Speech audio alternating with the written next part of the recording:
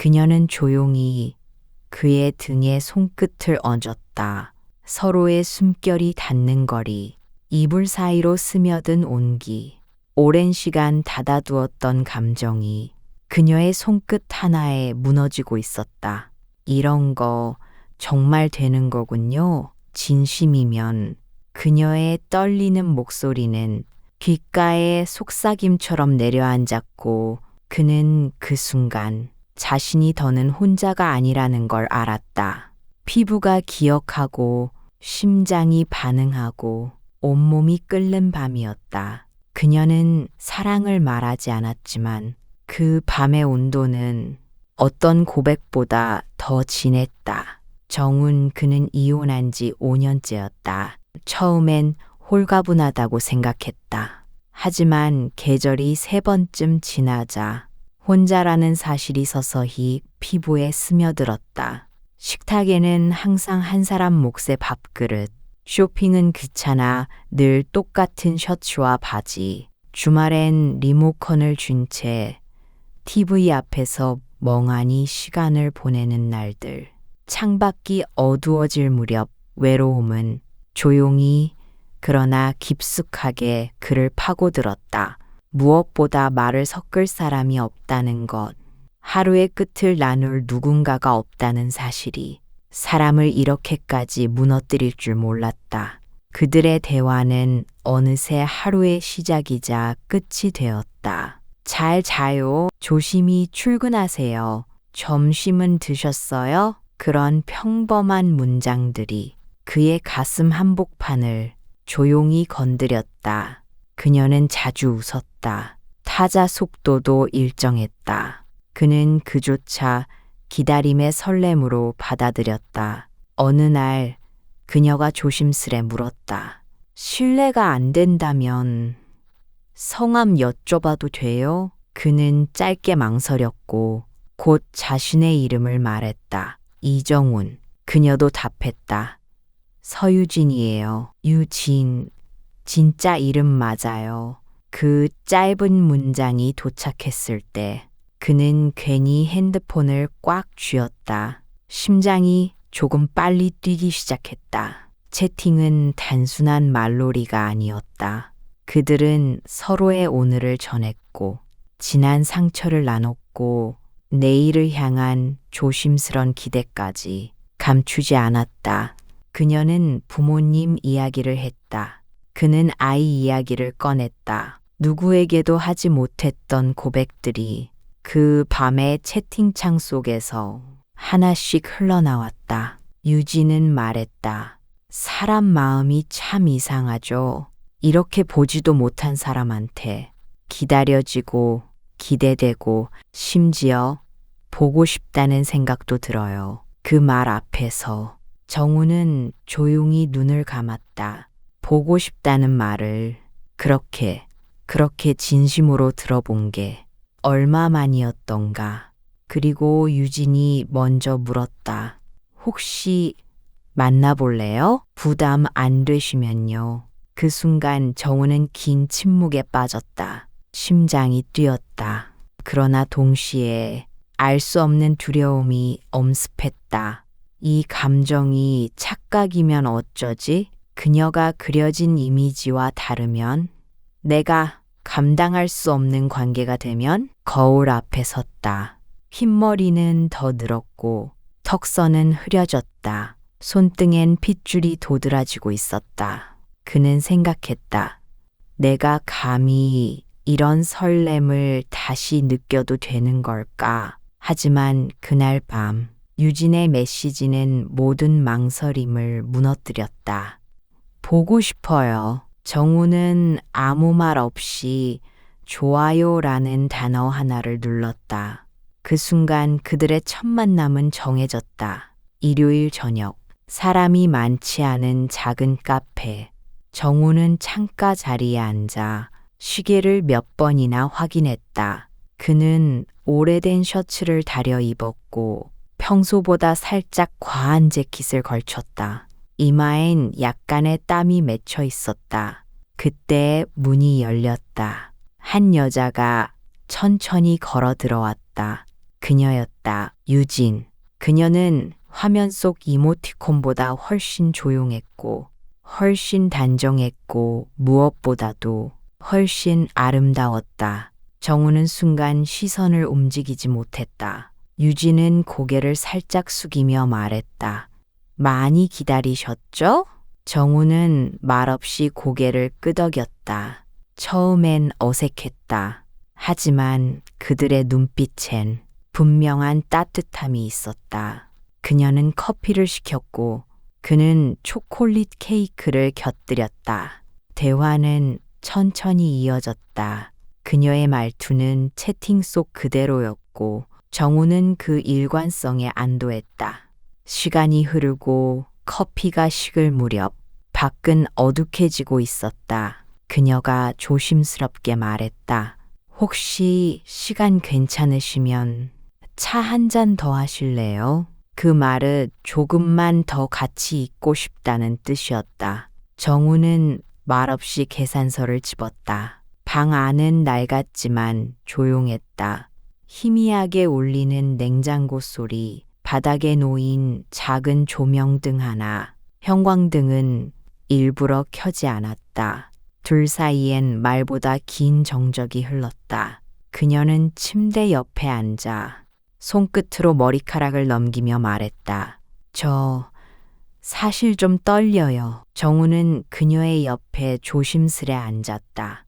가까워졌지만 아직 닿지 않은 거리. 그녀의 손등이 살짝 그의 무릎에 닿았고 그는 그 짧은 접촉에 숨이 멎을 듯한 떨림을 느꼈다. 그는 천천히 그녀의 얼굴을 향해 몸을 기울였다. 눈을 맞춘 순간 그녀의 눈동자가 조금 흔들렸다. 그 안엔 불안과 설렘, 그리고 오래 참아온 갈망이 겹겹이 얹혀 있었다. 그는 이마를 맞댄 채 속삭이듯 말했다. 괜찮아요. 천천히, 우리 속도로. 그녀는 눈을 감았다. 그 순간 그의 손이 그녀의 뺨을 감쌌다. 손끝이 닿자 그녀의 온몸이 조금씩 긴장을 풀기 시작했다. 가볍게 서로의 입술이 닿는 순간 입술보다 먼저 감정이 스며들었다. 긴 키스가 아니었다.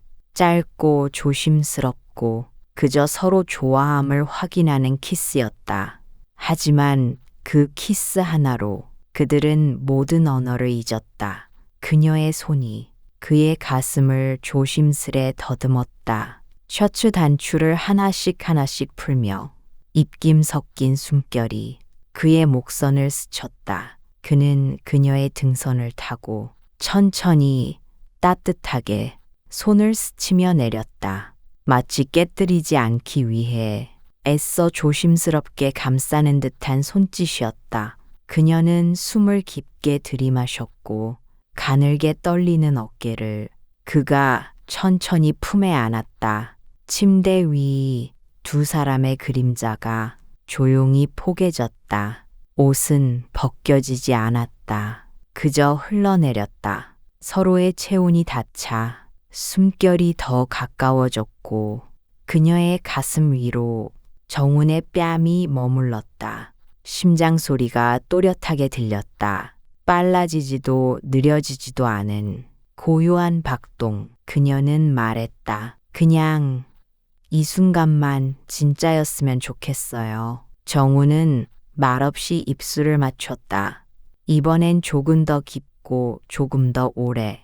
그녀의 손끝은 그의 등 근육을 따라 내려갔다.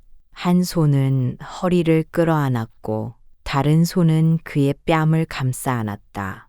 그의 입술은 그녀의 귀에서 목으로 쇄골을 지나 가슴으로 내려갔다. 그 밤 그들은 서로의 가장 연약한 부분을 있는 그대로 받아들이고 있었다. 떨림조차도 그 밤엔 정직했다. 긴 시간 동안 아무 말 없이 거친 숨소리만 방 안을 메웠고 둘의 움직임은 서로에게 괜찮아, 이제 너 혼자가 아니야 라고 말하고 있었다. 그리고 마침내 그녀는 가늘게 흐느끼듯 속삭였다. 고마워요. 진심으로요. 정우는 그 말을 듣는 순간 조용히 눈을 감았다. 그리고 아무도 모르게 작은 눈물이 베개 위로 떨어졌다. 그것은 슬픔이 아닌 오랜 시간 닫혀있던 감정이 조용히 열리는 소리였다. 다음 날 아침, 정우는 오랜만에 깊은 숨을 쉬었다. 그의 곁엔 고요히 잠든 유진이 있었다. 베개 위로 흐트러진 머리카락, 조용한 숨결, 그리고 그 얼굴엔 전날 밤의 따뜻함이 아직 남아 있었다. 정우는 조심스레 몸을 일으켜 앉았다. 창밖으로 새어 들어오는 햇살이 커튼 사이를 비집고 들어와 방 안을 부드럽게 감쌌다. 그는 잠시 그 빛 속에 머물렀다. 그 순간 이 모든 것이 꿈이 아니란 걸 실감했다. 유진은 잠결에 눈을 떴고 정훈을 바라보며 부드럽게 웃었다. 그 미소는 말하지 않아도 알 수 있는 감정의 확신이었다. 며칠 후 그들은 두 번째로 만났다. 다시 같은 카페, 다시 같은 창가 자리. 이번엔 시선이 더 오래 머물렀고 대화는 훨씬 부드러웠다. 정우는 자신도 모르게 그녀의 손등을 쓰다듬었고 그녀는 그 손길을 당연하다는 듯 받아들였다. 관계의 정의는 없었다. 그들은 무엇으로도 규정되지 않은 사이였지만 서로에게 닿는 감정만큼은 분명하고도 따뜻했다. 그날 저녁 정우는 처음으로 유진의 집 근처까지 바래다 줬다. 버스 정류장 앞 그녀가 말했다. 오늘 하루 고마웠어요. 괜찮으시면 다음 주도 같이 걸을래요? 정우는 작은 미소와 함께 대답했다. 당연하죠. 다음 주도, 그 다음 주도. 그녀는 짧게 웃으며 가볍게 인사를 하고 버스에 올랐다. 버스 창 너머에서 손을 흔드는 그녀를 보며 정우는 생각했다. 나는 지금 다시 사랑을 배우고 있다. 세 번째 만남은 조금 더 자연스러웠다. 손을 잡는 시간은 더 길어졌고 눈빛은 더 깊어졌다. 그들은 많은 말을 하지 않아도 서로의 생각을 어느 정도는 알 수 있었다. 그리고 그날 밤 정우는 유진에게 말했다. 사실 처음엔 많이 망설였어요. 내가 이 나이에 누군가를 다시 만날 수 있을까? 그런 게 겁났거든요. 유진은 잠시 정훈을 바라보다 그의 손을 꼭 잡았다. 그 마음 알아요. 저도 그랬거든요. 그래서 더 조심스러웠고, 그래서 더 간절했어요. 그 말에 정훈은 조용히 고개를 끄덕였다. 그리고 그 순간 그는 깨달았다.